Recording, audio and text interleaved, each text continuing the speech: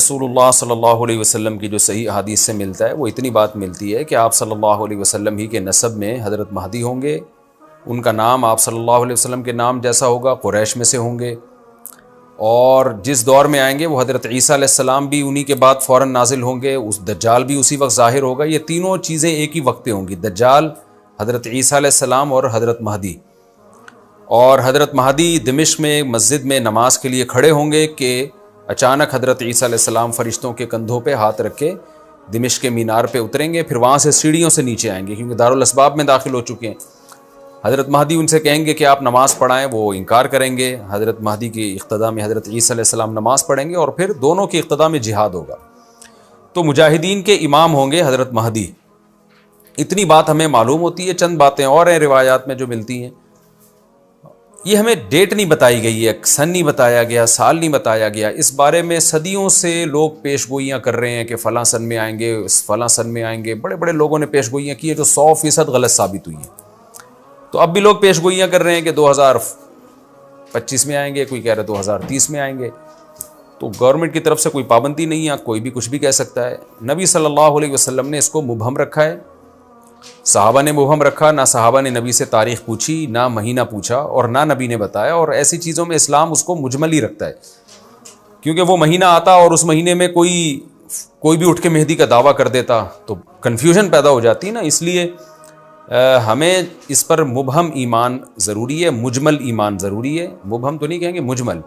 مجمل کا مطلب تفصیل ہمیں معلوم نہیں ہے، بس ہمیں پتہ ہے کہ ایک وقت آنے والا ہے قرب قیامت میں کہ حدیث میں آتا ہے خراسان سے ایک لشکر اٹھے گا اور اللہ اس کو فتح عطا فرمائیں گے. حدیث میں آتا ہے کہ مجاہدین لڑیں گے اور اتنی بڑی جنگ ہوگی کہ آپ صلی اللہ علیہ وسلم نے فرمایا کہ 1/3 مجاہدین اس میں جو لڑنے والے ہوں گے وہ شہید ہو جائیں گے، جو اس وقت کے سب سے افضل ترین شہداء ہوں گے.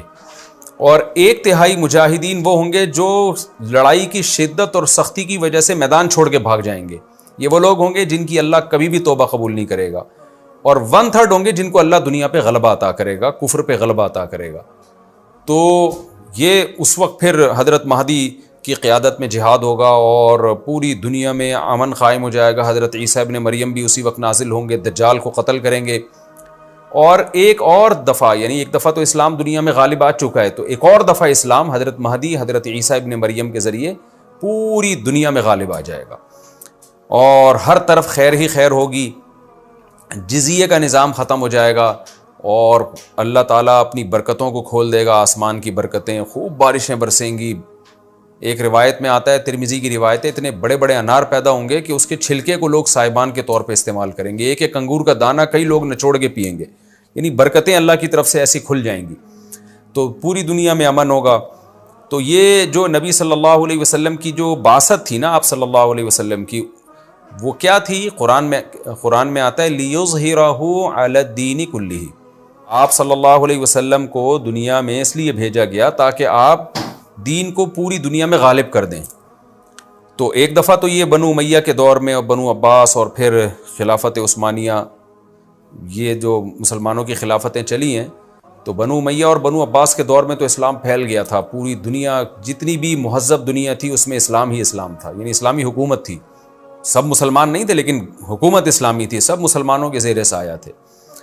تو اللہ تعالیٰ اب پوری دنیا میں کیفیت کے لحاظ سے، کمیت کے لحاظ سے، کوانٹٹی کوالٹی دونوں لحاظ سے اسلام کو دنیا میں غالب کرے گا. اس کے لیے اللہ نے حضرت مہدی اور حضرت عیسیٰ ابن مریم کا انتخاب کیا ہے. اتنا ہمارا ایمان ہے.